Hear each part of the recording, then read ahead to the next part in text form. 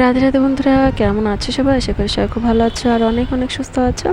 আমার নতুন একটি ব্লগে তোমাদের আবারও সবাইকে স্বাগতম। তো আজকে করছি হচ্ছে বেগুন পোড়া। তো এই বেগুন পোড়া যেহেতু শীতের খুব আমার এবার কি খাবার করব রাতে, মানে কোনো কিছু ভালো লাগছিল না। তো হঠাৎ করে আমার হাজব্যান্ড বলল, মনার বাবা বলল যে তাহলে আজকে বেগুন পোড়া হয়ে যাক আর গরম গরম সিদ্ধ ভাত। তা আমি বললাম হ্যাঁ, কথাটা তো মন্দ না, বেশ সুন্দর। দেখো বেগুন পুড়িয়ে নিয়েছি, এবার এটাকে পরিষ্কার করার পালা। তো মোটামুটি পরিষ্কার করা হয়ে গেলেই এর মধ্যে কি কি দেবো দেখো। তো এর মধ্যে অনেক কিছুই দেওয়া যায়, অনেক রকমভাবে বেগুন পোড়াকে মাখানো যায়। তো আমার তো মানে বেগুন পোড়া মানে আমার মানে সেই মাংসের টেস্ট ফিল করে যায় বেগুন পোড়ার। তো আমি এতটাই ভালোবাসি বেগুন পোড়া।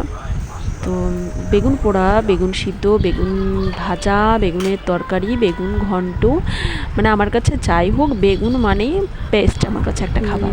তারপর দেবো সরিষার তেল। তো দেখো বেগুন পোড়ানো মানে পরিষ্কার করা হয়ে গেছে, বেগুনটা পুরো ফ্রেশ ছিল আমাদের। এর মধ্যে দিয়ে দিচ্ছি হচ্ছে কাঁচা লঙ্কা, এটাই দিয়ে দিলাম। তারপর লবণ,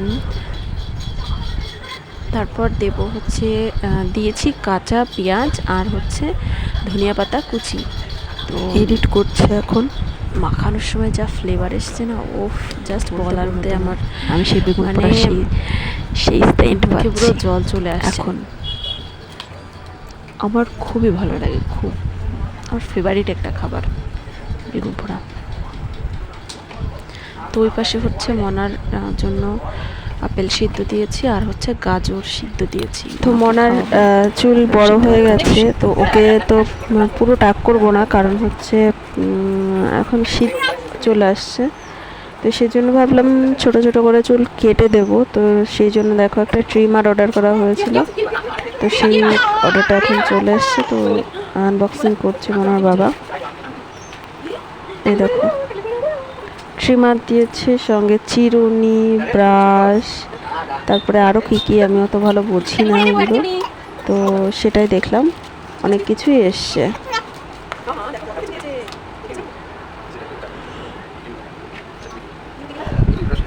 সঙ্গে দেখলাম ছোট্ট একটা কৌটায় অয়েল দিয়েছে।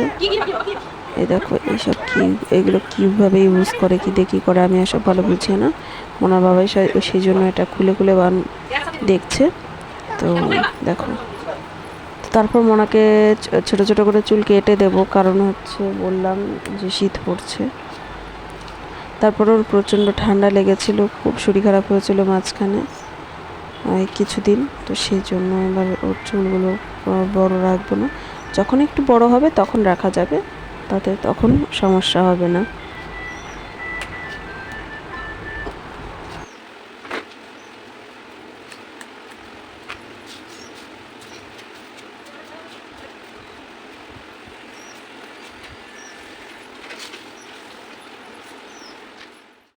তো মোটামুটি দেখো এবার আমরা চলে গেছি হচ্ছে গরুকে খাবার দিতে, কারণ বাবা বাড়ি নেই। তো বাবা, সেই জন্য ভাবলাম আমি আর মনা গিয়ে গরুর খাবার দিয়ে আসি। আজকে সকালবেলায় কি হয়েছে, হঠাৎ করে মনে গাড়ি থেকে পড়ে গিয়েছিল, এবার পড়ে গিয়ে ওর মুখে লেগেছে। তো আমিও ভয়ে আছি যে ওকে রেখে এবার একা কোথাও যাওয়া যায় না। তা বাবাও বাড়ি নেই, তাই ভাবলাম যে চলো তাহলে দুজন মিলেই যাই। ওই দেখো গাড়িতে বসে আছে আর আমি হচ্ছে গরুর খাবার দিচ্ছি।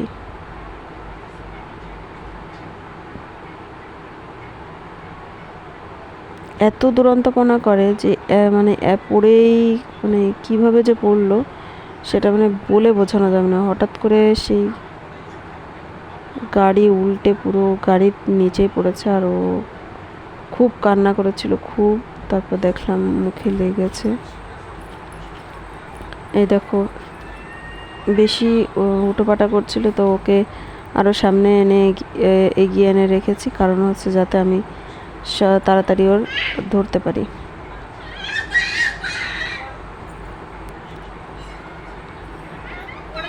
সকালে কথা মনে আছে, তুমি পড়ে গেছিলে?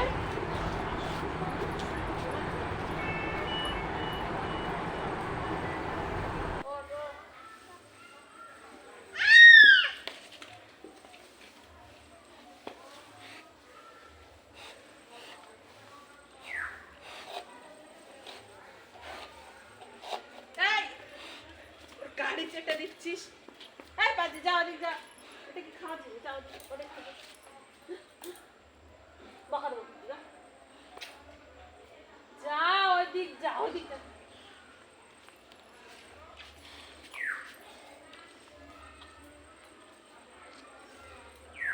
যা রে খাগে, তোর খাবার দিয়েছি যা।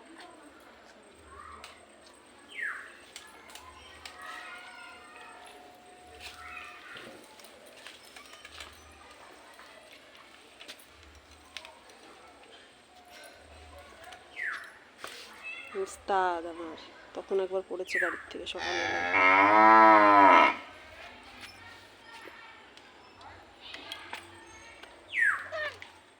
তো বাবা গিয়েছিল মাছ ধরতে, তারপর আমি ভেবেছি হয়তো কাঁকড়া ধরে নিয়ে এসছে শাপলা আর হচ্ছে অনেকগুলো মাছ। তো সেই মাছগুলো দেখো, আর হচ্ছে আজকেও পানি ফল এনেছে। আমি ঠান্ডার জন্য পানি ফল খেতে পারছি না, তো সব ছেলেপেলেদের দিয়ে দেবো, কারণ অনেক ছেলেপেলে আছে আমাদের বাড়িতে। তো বাচ্চা ওরা দিয়ে দিলে ওরা খুশি হবে। এই দেখো অনেকগুলো মাছ এনেছে আর হচ্ছে পানি ফল এনেছে, আর ওই যে শাপলা এনেছে। তো শাপলাগুলো পরে রান্না করে খাবো, আর মাছগুলো রেখে দেবো।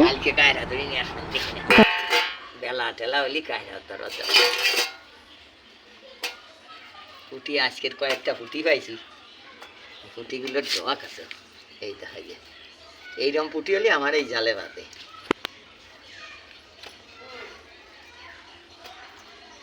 যেটা আমি খাই না সেটা আমি তেলাপিয়া মাছ একটা তেলাপিয়া খাতাম, আমি তেলাপিয়ার সেই স্বাদ নেই।